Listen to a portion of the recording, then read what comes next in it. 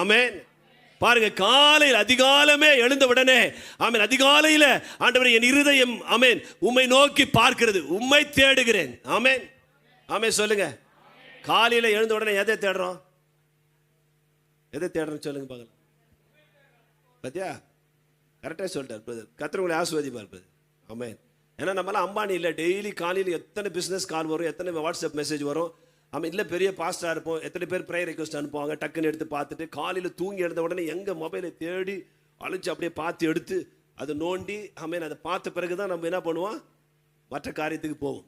ஆமேன். தாவீது சொல்லுகிறான், தேவனே அதிகாலமே உம்மை தேடுகிறேன் வனாந்தரத்தில். ஆமேன். அதன் பிறகு வனாந்தரத்தை குறித்து அங்கே எழுதுறாரு. ஆமேன்.